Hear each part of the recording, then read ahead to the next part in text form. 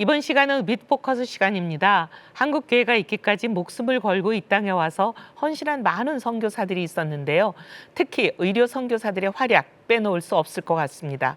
감사하게도 이제 우리는 의료 선교의 은혜를 받는 나라에서 의료 선교사를 파송하는 나라가 되었습니다. 이 시간 의료 선교 현황과 전망에 대해 깊이 있게 나눠보도록 하겠습니다.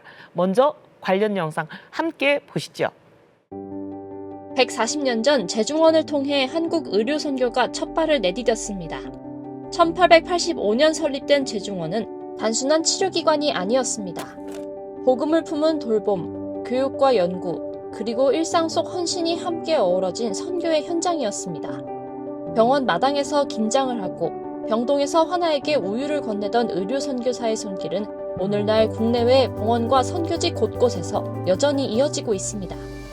한국 선교 140주년을 맞은 지금 한국 의료 선교 역시 아프리카와 동남아시아, 중동 등 의료 취약 국가에 수많은 의료인을 파송해왔습니다. 백신 접종, 안과 수술, 감염병 대응 등 국제 보건 협력에서도 의미 있는 기여를 해왔습니다. 이는 세계 선교 현장에서 한국 의료인의 신뢰와 사명감을 동시에 입증한 결과이기도 합니다. 하지만 한국 의료 선교는 현재 구조적 전환의 기로에 서 있습니다. 의료 선교 역시 역사 위에서 새로운 전환점을 맞고 있습니다. 장기 선교사 숫자는 줄고 있고 단기 프로젝트 중심의 선교는 현장에 오래 남지 못합니다. 몇몇 기관과 개인의 헌신에 의존해온 구조는 지속 가능성에서 한계를 드러내고 전통적인 병원 중심 선교 모델은 복잡한 국제 의료 환경을 감당하기 어려운 상황입니다. 단순한 진료를 넘어 현지 의료인을 양성하고 지역 보건 체계를 세우며 비기독 NGO와도 협력할 수 있는 전문성과 연대가 의료 선교에 더욱 요구되고 있습니다. 이런 가운데 오는 6월에 있을 제19차 한국 의료 선교 대회는 의료인들이 신앙 안에서 본질적 소명을 회복하고 의정 갈등을 넘어서는 신앙적 해법과 공공성의 방향을 함께 고민하는 기회가 될 것으로 기대됩니다. 네, 방금 보신 것처럼 의료 선교는 단순한 의료 봉사를 넘어서 생명과 화합의 복음을 전하는 통로로 이미 자리매김하고 있습니다. 특히 오는 6월 열리는 제19차 한국 의료 선교 대회를 앞두고 그 의미가 깊어지고 있습니다. 한국 선교 140주년을 맞아서 의료 선교는 어떤 비전으로 나아가야 할지, 그리고 이번 의료 선교 대회가 던지는 메시지는 무엇일지, CTS의 이현지 기자, 그리고 비전 케어의 김동혜 이사장님과 함께 얘기 나눠보겠습니다. 어서 오세요. 반갑습니다. 어서 오세요. 예. 먼저 이현지 기자, 19회 의료 선교 대회 어떻게 진행되는지 좀 간략하게 설명해 주세요. 네, 이번 대회는 6월 5일부터 7일까지 2박 3일 동안 진행되는데요. 주제는 인듀어링 호프라고 해서 희망을 좀 강조한 행사가 될 것 같습니다. 청년 세션, 또 의료 선교계 리더십들의 간증과 토크, 여러 가지 행사들이 준비되어 있는 것으로 알려져 있는데요. 무엇보다 의료 선교 출발점이라고 할 수 있는 우리 한국교회 어머니 교회인 세문안교회에서 열린다는 점이 또 특별합니다. 네, 2년마다 열리는 의료 선교 대회가 선교 140주년의 의미를 더해서 방금 말씀하신 대로 한국교회 어머니 교회라고 불리는 세문안 교회에서 열린다. 더욱 기대가 커지네요. 네, 예, 김동혜 이사장님, 네. 이번 의료 선교 대회 참석하신다고 네, 들었습니다. 그렇습니다. 저는 사실은 1990년도에 제가 의과대학 본과 4학년 졸업하기 전에 그때 1회 의료선교대회가 있었거든요. 그때 처음으로 참석했었고 그때 참 의료선교에 대한 도전을 받고 네. 앞으로 이런 삶을 살아야 되겠다 그런 생각을 했었거든요. 그 이후에 이제 매년 2년마다 한 번씩 있었고 점차 많은 의료인들이 네. 또 크리스찬들이 의료선교에 함께 활동하는 것을 보게 됐죠. 그런 계기를 통해서 많은 사람들을 만나고 도전을 받고 이번에는 또 제가 강연을 또 하게 돼서 같이 참여하게 돼서 영광으로 생각합니다. 네. 이번 대회를 통해서 많은 의료 선교사들이 세워지기를 기도하고 또 기대합니다. 전체적으로 한국교회 선교사들이 감소하고 있다. 이런 얘기 좀 들리는데 진짜 그렇습니까? 요즘 의료 선교 현황이 어떻습니까? 지금 저희가 이제 비전 케어가 방문하는 나라가 40개국에서 일을 하고 있거든요. 와. 가면은 현지에 있는 선교사들과 함께 협력 사역을 하는데요. 네. 아무래도 최근 들어서는 선교사들의 그 지원자 숫자가 많이 줄고 있죠. 그래서 대부분의 국가에 보면은 이제 젊은 선교 지원자들보다는 아무래도 오랫동안 사역하셨던 시니어 선교사들이 주도하고 있는 경향이 있고요. 새로운 지원자들은 점차적으로 줄고 있는 것 같습니다. 의료 선교사들도 마찬가지죠. 네, 이현지 기자님도 좀 설명을 해주시죠. 네, 실제로 좀 통계를 좀 조사를 해봤는데요. 2011년 당시 약 3년 이상의 장기 선교사들을 기준으로 한 400여 명 정도가 국내에서 파송한 해외 의료 선교사 숫자였습니다. 그런데 그 이후부터 지금까지 계속해서 의료 선교사 숫자는 전체 선교사 한 2만여 명 중에 400명에서 600명 수준을 계속 웃도는 것으로 파악이 됩니다. 2021년에 702명까지 증가했다가 2023년에 552명, 그리고 2024년에 651명으로 계속해서 비슷한 수준을 보이고 있습니다. 2023년 로잔운동에서는 의료 선교의 변화하는 양상을 21세기의 기회이자 도전 과제라고 지정했는데요. 과거에는 외국인 선교사가 운영하는 의료 시스템이 의료 선교의 가장 일반적인 형태였다면 지금은 이제 종교와 무관한 단체들이 많이 발전했다, 이런 점을 지적하고 있습니다. 복합적인 시스템 내에서 의료 선교가 진행이 되어야 하고 단 한 번의 개입이나 단발적인 선교, 단기 선교가 아닌 지속적인 영향을 줄 수 있는 장기적인 플랜으로 가야 된다, 이런 지적을 하고 있는 것으로 파악됩니다. 네, 그렇다면 이사장님 생각은 좀 어떠세요? 현장을 가장 잘 아시는 분일 것 네. 같은데요. 지금 말씀하신 내용이 거의 맞습니다. 사실 현장에서 보면은 한국의 의료 선교 사역이라고 하는 것은 대부분의 이제 뭐 여름, 겨울, 휴가 때, 방학 때 단기 프로그램 위주로 이렇게 많이 하는 것을 의료 선교로다가 얘기하는 경우가 많이 있거든요. 하지만 이런 단기 프로그램은 여러 가지 문제점도 같이 있습니다. 사실은 의료라고 하는 것은 질병을 치료하는 것이 단기적으로 할 수 있는 게 별로 없거든요.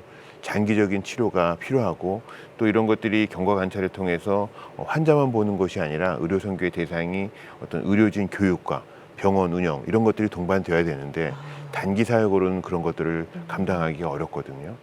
우리가 알고 있는 현장의 그 상황들은 많이 예전과 달라졌습니다.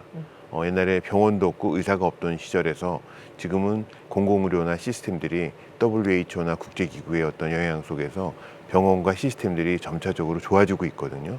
그래서 그런 것들을 우리가 알고 그런 것들 안에서 이야기하고 같이 일하는 게 중요하거든요. 이런 시설이 있는 현지에 있는 병원, 또 현지에 있는 교육시설, 대학병원 이런 곳에서 사실은 어떤 하드웨어보다는 소프트웨어가 필요하거든요. 특히 또 한국의 장점은 소프트웨어입니다. 이 인력, 교육받은 많은 사람들이 있잖아요. 이런 분들이 그쪽에 있는 하드웨어를 이용해서 조금 더 소프트웨어를 개선하는 그런 쪽으로 의료 선교가 접근하는 필요가 있지 않나. 사실 이러한 모든 문제들이 재정적인 문제들을 다 동반하고 있거든요. 여러 가지 의료의 문제가 거기에 같이 있는 것이죠. 그래서 만약에 우리가 의료 선교를 준비하고 계획을 한다고 하면은 그 현장의 상황을 조금 더 주도 면밀하게 알아보고 준비하고 접근하는 것이 꼭 필요하다고 생각됩니다. 김동혜 이사장님은 의료 선교 현장에서 현재 사역을 하고 계시는 분이시잖아요. 네네. 근데 이제 여러 가지 많은 한계도 보시고 그래서 변화의 필요성 이런 걸 개선했으면 좋겠다 이런 생각을 많이 하셨을 텐데 네. 좀 구체적으로 말씀해 주실 수 있을까요? 우리 병원을 가게 되면 의사만 만나지 않지 않습니까? 네. 옆에 행정 직원들과 간호사, 또 테크니션들 많은 사람들이 의사보다 더 많은 사람들이 환자를 치료하는 데 역할을 하고 있거든요. 그래서 만약에 우리가 의료 선교의 방향을 생각한다고 하면은 팀워크가 필요한 거죠. 그래서 함께 우리가 접근하는 한국에서 하던 것처럼 그렇게 접근하는 방법이 의료 선교의 어떤 방향이 돼야 될 것 같고요. 한국이 옛날에 80년대, 70년대 엄청나게 빠른 속도로 발전했던 것처럼 우리가 가고 있는 개도국 선교지 현장에서도 엄청나게 빠른 속도로 변하고 있습니다. 병원도 의과대학도 또 간호대학도 이런 게 있는데 그런 것들을 우리가 민감하게 반응해야 될 필요성이 있거든요. 가능하면은 현장의 법규와 또 현장의 상황에 맞게 접근하는 것이 필요하고요. 이런 것들이 사실은 효과적인 일이 되기 위해서는 좀 더 장기적인 안목으로 준비하고 더 접근하는 것이 필요합니다. 더군다나 많은 재정이 드는 일을 해야 되기 때문에 우리가 규모를 좀 키워야 될 필요성이 있거든요. 그러기 위해서는 의료진들도 협력해야 되고 또 후원기관이나 교회들도 협력해야 되고 선교지에서는 특히 더 같이 협력해야 됩니다. 단기 사역을 정기 사역으로 발전시킨다고 하면은 지속적으로 팔로우하면서 교육하고 훈련하고 돕는 일들을 할 수 있습니다. 저희 비전 케어도 그렇게 일을 하고 있는데요. 이게 10년, 20년 되다 보니까 많은 효과들이 변화가 있는 것을 볼 수가 있었거든요. 그래서 한국의 어떤 상황에서도 현지의 자립적인 의료 시스템을 구축하고 개발하는 쪽에 조금 더 함께 장기적으로 잘 준비한다고 하면은 좀 더 효과적인 사역이 되지 않을까 그렇게 생각합니다. 네, 그런 의미에서 보면은 의료인들이 모이는 이번 의료 선교 대회가 굉장히 큰 의미가 있을 것 같습니다. 이사장님께서는 이번 대회에서 제가 알기로는 강의도 하시고 그러는 걸로 네. 알고 있는데 어떤 메시지를 나눌 계획이세요? 이번 의료 선교 대회 주제가 세상을 바꾸는 선교, 인듀어링 호프, 어떤 인내하는 소망에 대한 이야기거든요. 그래서 의료 선교가 우리나라에도 선교적으로 굉장히 중요한 역할을 해서 한국 교회와 발전에 중요한 역할을 하지 않았습니까? 그래서 우리가 함께 모여서 그때 바울 선생님이 데살로니가 교회를 개척했던 것처럼 또 그 교회가 어떤 사명감을 갖고 소망을 갖고 하나님의 나라에 대한 복음을 전파하는 데 가장 중심적인 역할을 해서 이 세상으로부터 좋은 반응을 받았던 것처럼 우리가 함께 한다고 하면은 좀 더 좋은 열매들 또 세상에서의 크리스찬들의 좋은 모습들 보여주는 걸 통해서 하나님의 나라를 확장하는 데 일조할 수 있지 않을까 그런 생각을 하고 있고 저도 제가 했던 사역들 또 현장에서 만났던 사람들에 대한 이야기들을 이 의료 선교 대회에서 함께 나누려고 생각하고 있습니다. 말 그대로 인듀어링 호프네요. 네, 그렇죠. 네, 우리 이현지 기자도 이번 대회 참석하신다고요? 그럴까요? 네, 맞습니다. 네. 저는 이제 취재진으로 취재를 좀 열심히 어디에다 중점을 두고 취재를 하실 계획이세요? 네, 방금 전에 이제 사회자분께서 인듀어링 호프라는 이야기를 하셨는데 사실 요즘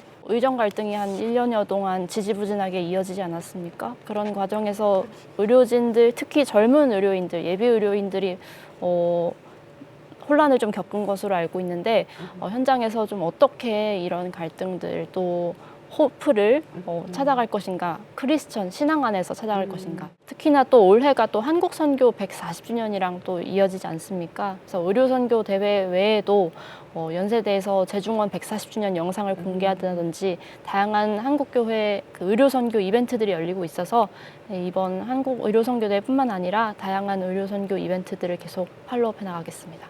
너무 기대됩니다. 끝으로 이번 대회는 특히 의대생들의 참여를 많이 독려하고 있다고 들었습니다. 사실 아까 말씀하신 의정 갈등 이후에 여러 가지 어려운 점들이 많은데요. 예비 의료인 그리고 전공의 이런 분들에게 이 대회가 어떤 의미를 갖기를 바라십니까? 사실은 그 최근 이런 사태들 쳐다보면서 저도 의료인의 한 명으로서 사실 안타까운 심정입니다. 우리나라가 선교지가 된 지 오래됐습니다. 젊은 학생들이 교회를 안 가거든요. 그래서 우리나라에서 이 의료인들에 대한 선교도 사실 중요한데 크리스찬 의료인들이 이 젊은 희망을 갖고 살아갈 의대생과 전공의들에게 희망을 줄 수 있는 그런 계기가 됐으면 좋겠다. 그래서 이 전공의들, 젊은 의료인들이 자라서 이 나라의 미래를 책임질 수 있는 또 그중에서 젊은 크리스찬 의사들이 또 의료인들이 또 의료 선교회를 앞장설 수 있는 그런 계기가 됐으면 좋겠다. 그렇게 생각하고 기대하고 있습니다. 네, 미래에 많은 의료 선교사들이 배출되기를 바랍니다. 네. 한 손에는 복음을 또 한 손에는 의술을 들고 전 세계를 섬기는 의료 선교사들을 통해서 하나님 나라가 확장되기를 함께 기도하겠습니다. CTS 뉴스 W 오늘 여기까지입니다. 저출생과 동성애, 이단, 이주민, 글로벌 이슈 등 한국교회가 주목해야 될 진짜 뉴스로 다시 인사드리겠습니다. 시청해 주신 여러분 감사합니다.